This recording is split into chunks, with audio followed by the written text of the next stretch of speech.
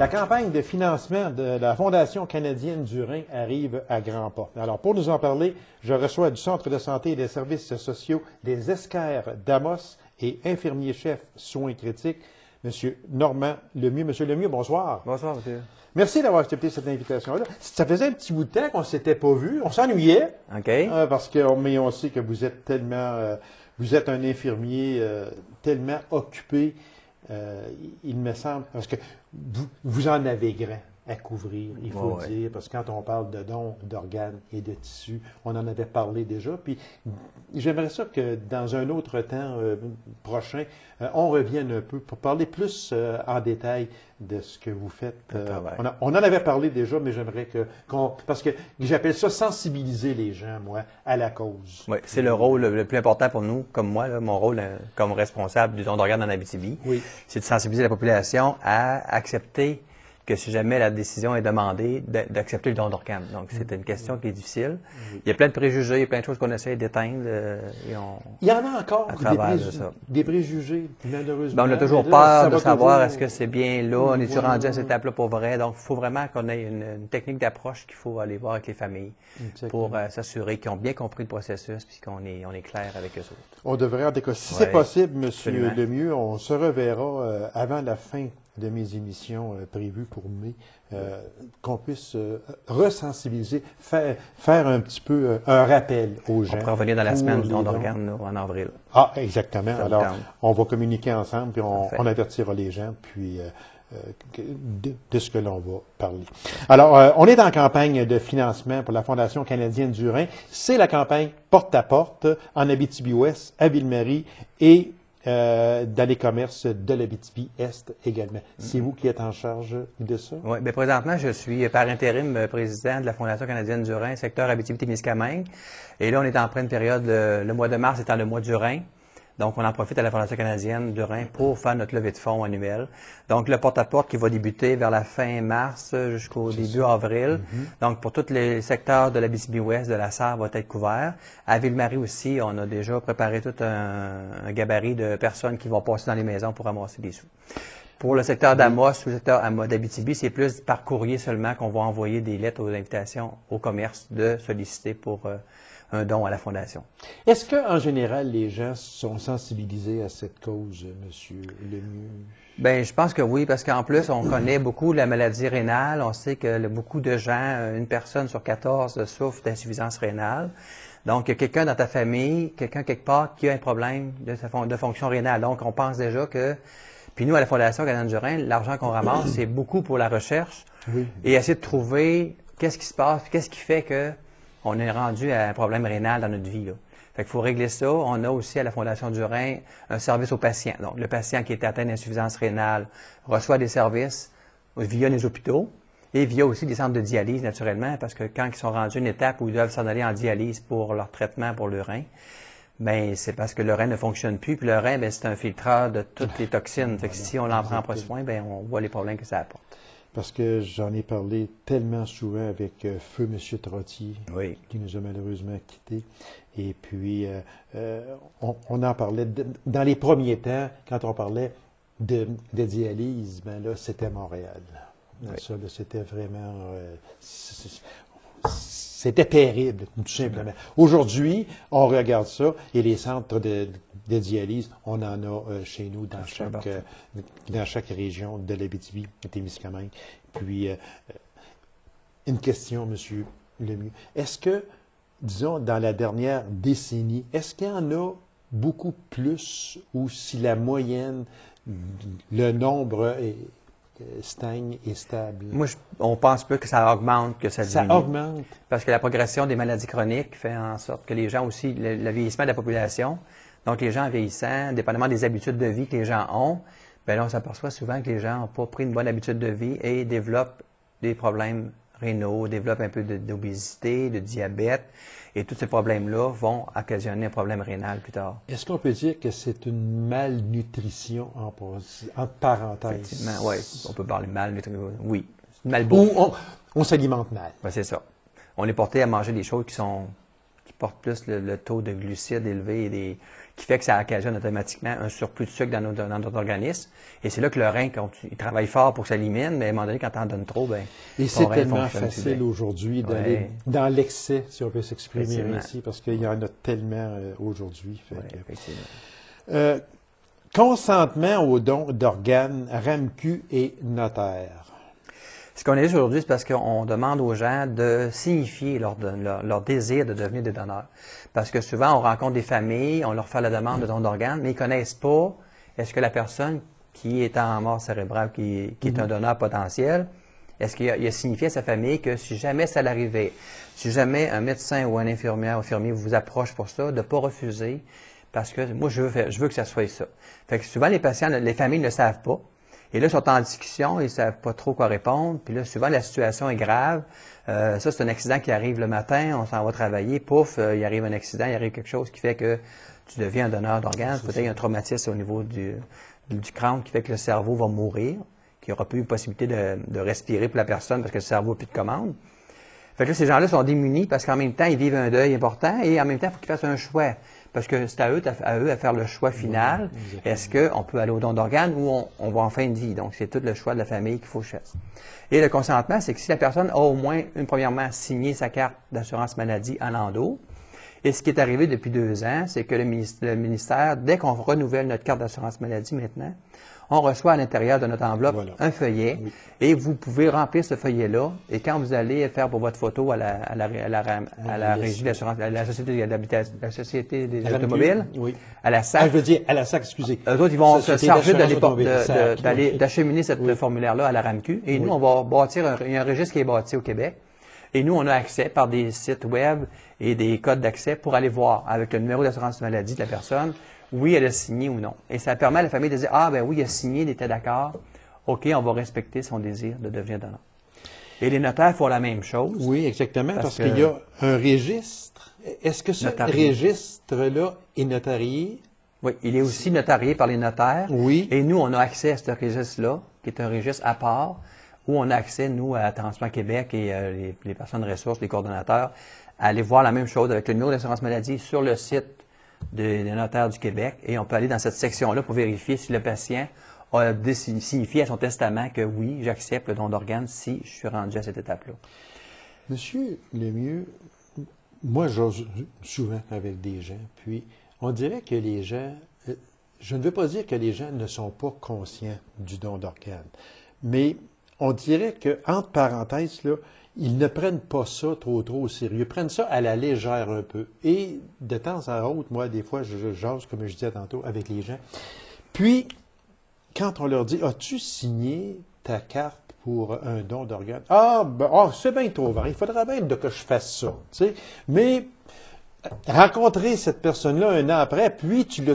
Ah, je n'y ai pas pensé encore. Il faudrait que... Les personnes sont d'accord, mais on dirait qu'ils ne prennent pas le temps de dire il faut que je fasse ça. C'est important. C'est sûr, si on regarde les statistiques, on sait que 85% des gens vont dire oui, mais 50% des gens vont l'avoir signé. Donc, tu vois la différence entre c'est ça. C'est exactement les statistiques qu'on ressort. C'est quand on demande des gens oui, mais est-ce que vous avez signé ces noms? Donc, les calculs, ils sont là, 80 quelques à 50 quelques de différence. Ça veut dire que... Fait qu'on voit que les gens ne se préoccupent pas nécessairement de ça. Mais nous, ce qu'on leur fait dire, c'est que vous savez que vous pouvez sauver des vies. Ben oui, c'est sûr. Et c'est le don d'organes, c'est la sauver des vies. Donc, c'est le but du don d'organes. Ou d'améliorer la qualité de vie des personnes. Fait que c'est important d'y penser. Dites-moi une chose, M. Lemieux. Parce qu'on parle d'âge, OK? Bon.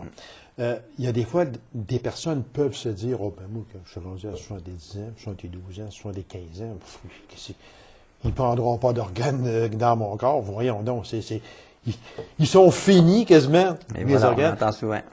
Est-ce qu'il y a un âge ou bien non, s'il n'y a pas d'âge? Actuellement, au Québec, on n'a plus de facteur d'âge pour le don d'organes. Donc, le plus vieux donneur avait 88 ans. Okay. On a pu prendre le foie de cette personne-là. On a pris les poumons d'une personne de 85 ans.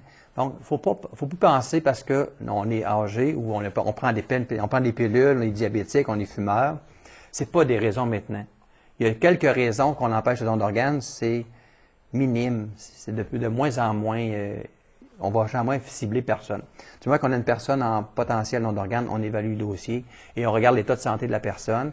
C'est sûr qu'un cancer ne pourra pas être donneur. Si tu atteint le cancer, tu décèdes du cancer, non. Mais toutes les autres personnes, c'est tout étudié cas par cas.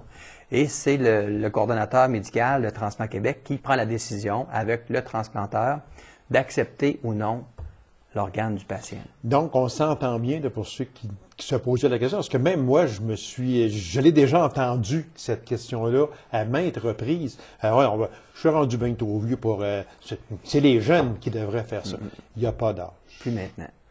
Je vous dirais que peut-être il y a 15 ans, 20 ans, oui, on faisait attention, on surveillait plus, mais avec la rareté des donneurs qu'on a actuellement en don d'organes, les gens qui pourraient devenir donneurs et on n'est pas capable de le faire parce que les familles refusent, on a dû élargir les critères. Et ce qui fait que maintenant, on s'aperçoit finalement qu'un foie d'une personne de 88 ans est très bien transplantable. On va sauver la vie de quelqu'un de 50 ans, peut-être 50. Donc, cette personne-là va vivre encore peut-être 15-20 ans de plus. Donc, on va avoir sauvé une vie. Quel organe est le plus en demande, si on peut s'exprimer ainsi? Bien, actuellement, c'est les reins. C'est les reins. C'est les reins. Il y a 750 personnes actuellement qui sont en attente de reins au Québec.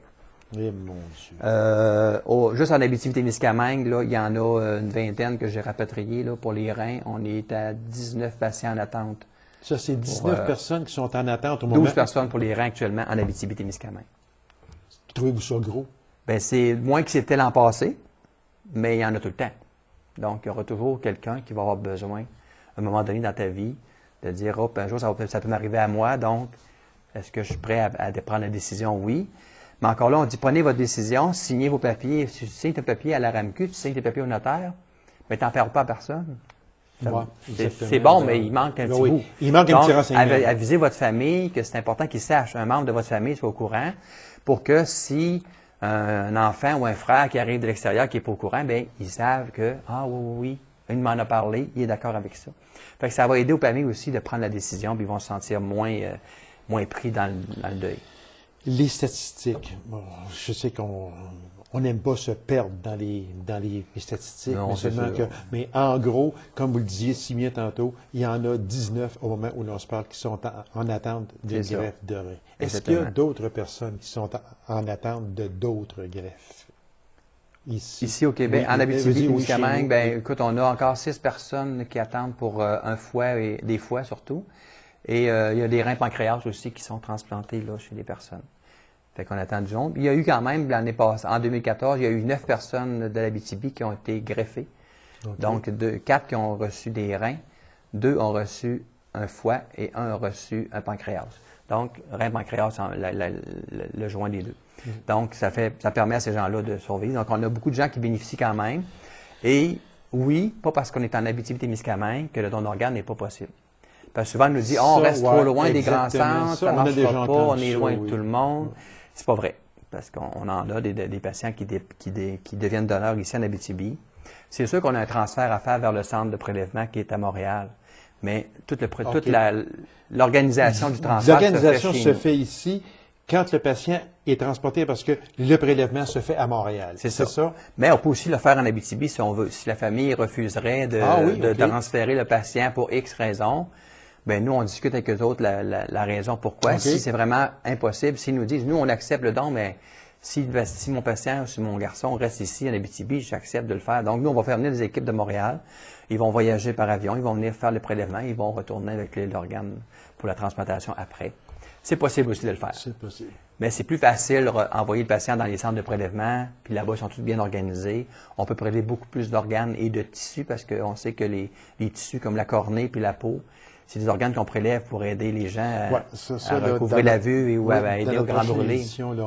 On va revenir sur ça, puis on va forcer aussi, là, parce que là, on n'aura pas le temps de en parler, parce que le but de l'émission, le but premier, c'est la campagne de financement du porte-à-porte, mais c'est bien qu'il faut quand même aussi prendre quelques minutes pour expliquer un peu qu'est-ce qu'une transplantation, puis c'est quoi exactement. Les gens qui ont signé leur carte, et on invite les gens, s'il vous plaît, là, vraiment, là, à signer votre carte. Est-ce que c'est mal de dire, ben, vous allez être mort?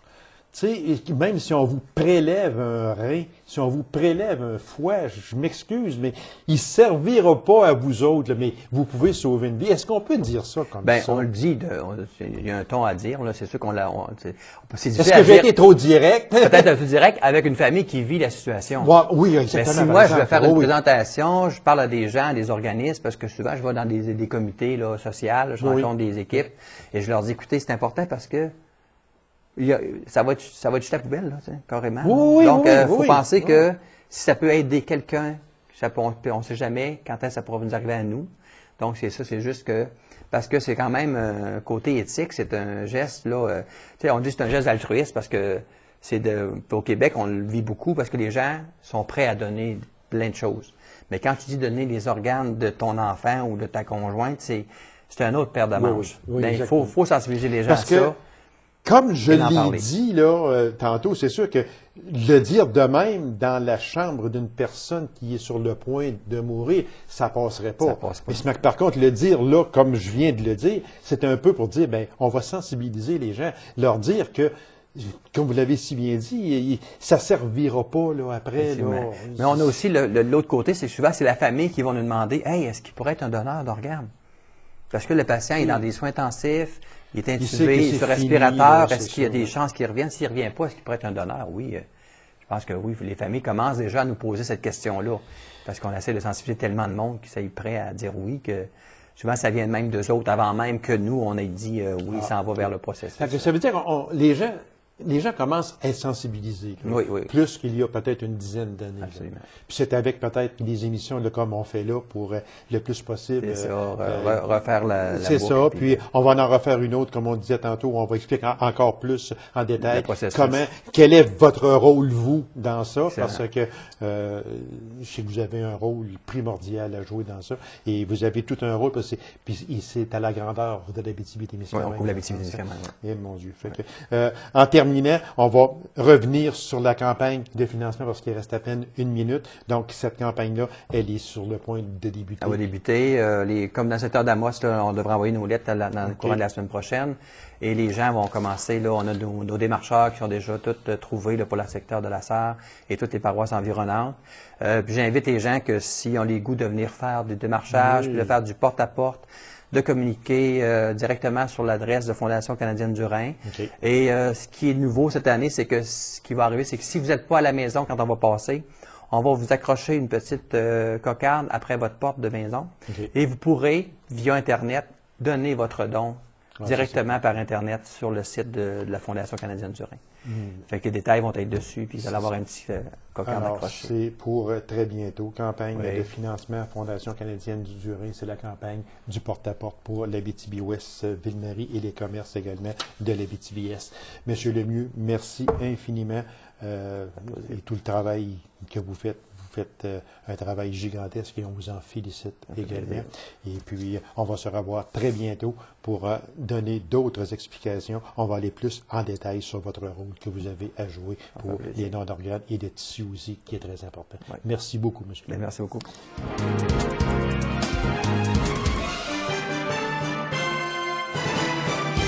Le club d'haltérophilie de la Sarre se veut un des clubs les plus performants et on devrait dire le club le plus performant de tout l'Abitibi-Témiscamingue. Alors, pour nous en parler, je reçois son instructeur-chef, M. René Bellemare. René, bonsoir. Bonsoir. René, bon, moi, les mots me manquent quasiment. Ça me tente presque de dire ça n'a quasiment pas de bon sens. Un aussi petit club, parce qu'il faut le dire, un aussi petit club dans une région comme l'Abitibi-Témiscamingue, mais l'Abitibi-Ouest en particulier, avoir un club qui performe tant que ça, c'est quoi, René, qui fait la renommée de ce club-là? Puis en passant, toutes nos sincères félicitations, René, à toi. Je sais que tu es humble et puis que tu vas dire que tu vas remettre tout ça sur le dos des athlètes puis leur dire c'est eux autres, c'est pas moi, mais il y a quelqu'un en tête de ce club-là, c'est toi. René, toutes mes sincères félicitations, puis je me fais le porte-parole de toute l'Abitibi-Témiscamingue pour te féliciter parce que tu fais un travail extraordinaire. Ben, merci beaucoup. Puis qu'est-ce qui fait la renommée de ce club-là, René? Ben, je pense que c'est le travail acharné. C'est le travail acharné qu'on fait à chacune des semaines. Ce que les gens doivent savoir, c'est que lorsqu'on parle d'Alex ou de Jessica dans les journaux, qui sont nos athlètes les plus performants, Oui. ce sont des athlètes qui s'entraînent 52 semaines par année. Ce sont des athlètes qui s'entraînent le 26 décembre, le lendemain de Noël aussi. Donc, on s'entraîne beaucoup. Ça, c'est du sérieux. Beaucoup de technique, beaucoup de détermination, beaucoup d'encouragement aussi. Effectivement, comme vous disiez, je suis très présent aux entraînements. Moi, j'entreprends ma 16e année comme entraîneur-chef du club d'haltérophilie de la Sarre, entraîneur de niveau national et international aussi. René, juste une chose. Je veux revenir sur quelque chose, parce que je recevais ici, dernièrement, Jessica Rubel. Oui.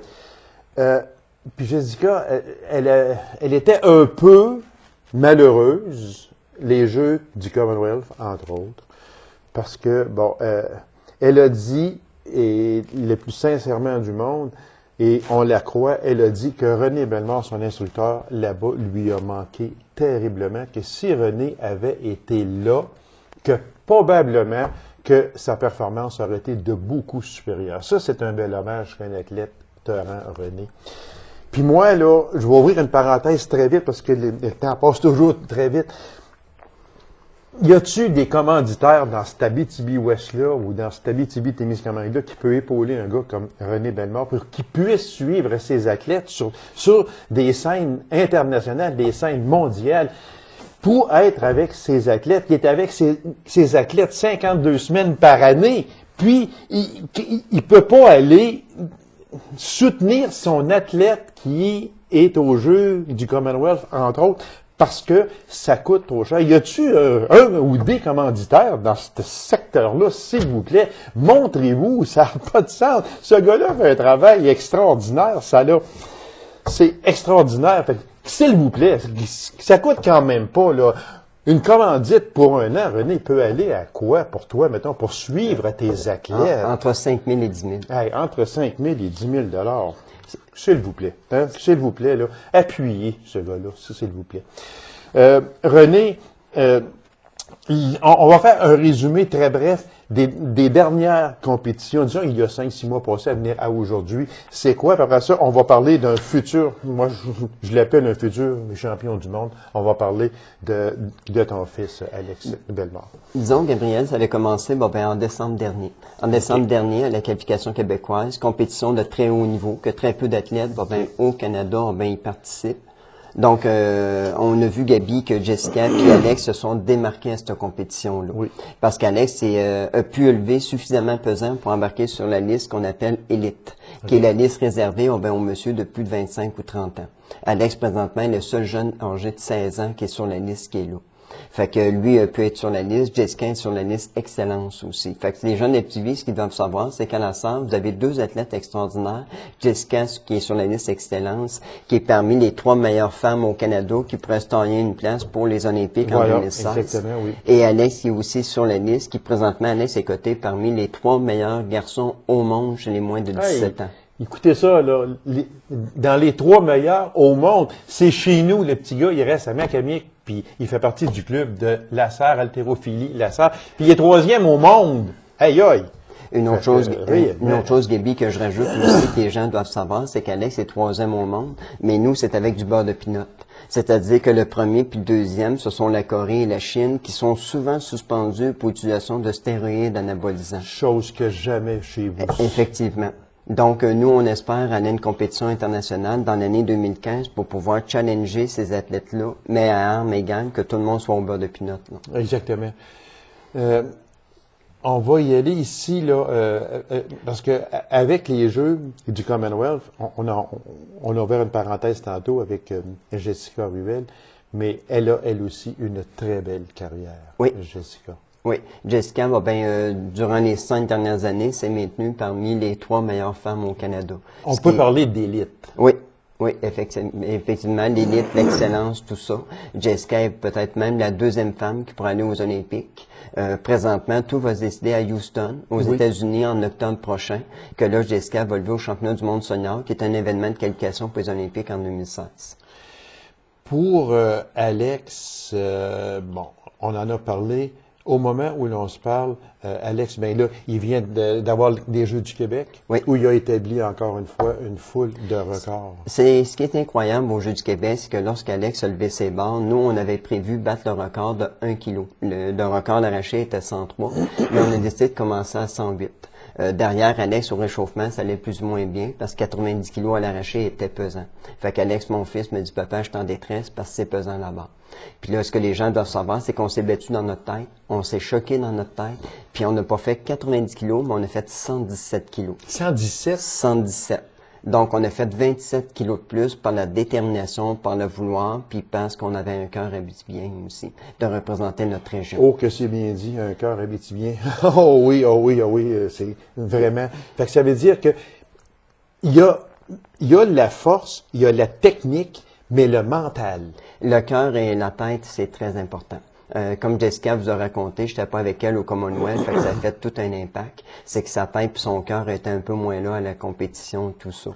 Ce qu'il faut savoir aux Jeux du Québec aussi, c'est que les gens de toutes les régions étaient représentés dans le gymnase, tout ça. Puis tous les gens étaient debout, c'était plein à craquer, peut-être 500 et plus de personnes criaient le nom Alex, Alex, Alex. Parce qu'Alex aussi, c'est un gentleman, il est très souriant aussi.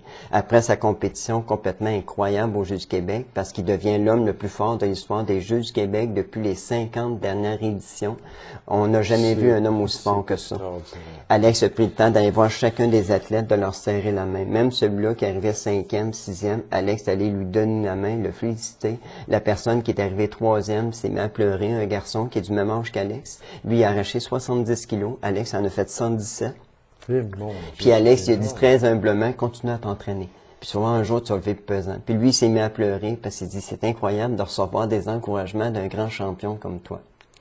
Mon Dieu, que ça doit être une fierté pour un père. Parce qu'il faut dire que Alex Bellemare, celui que l'on parle, de qui on parle actuellement, René est son entraîneur, oui. mais c'est son père oui. aussi.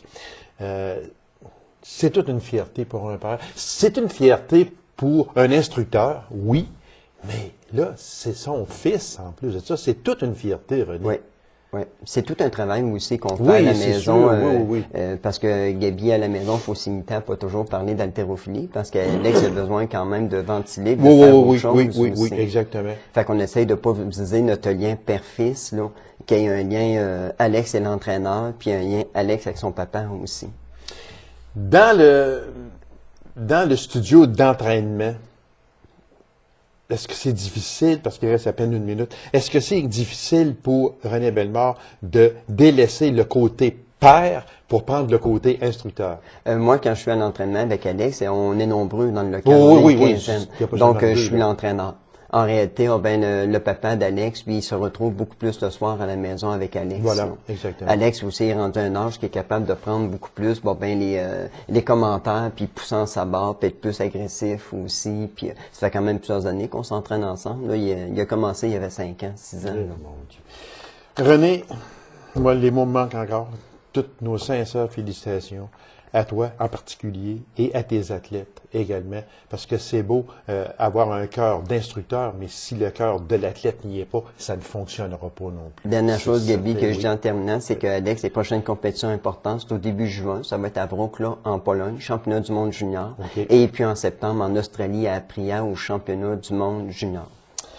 René, puis ceux qui nous écoutent, là, un ou quelques commanditaires, s'il vous plaît, venez en aide à ce gars-là. Je l'ai demandé déjà, il y a 1 an passé, ça n'a pas donné trop de résultats, mais là, regardez, là, les résultats là, de l'athlète et des athlètes et de l'instructeur sont là, s'il vous plaît, pour un 5 à 8 000 $ par année. Il y a certainement un ou des commanditaires qui peuvent embarquer là-dedans. René, merci infiniment, c'était très gentil. Merci votre beaucoup. excellent travail. Merci. C'est moi qui vous remercie. Alors, mesdames et messieurs, merci d'avoir été là. On a rendez-vous à une prochaine émission d'Info.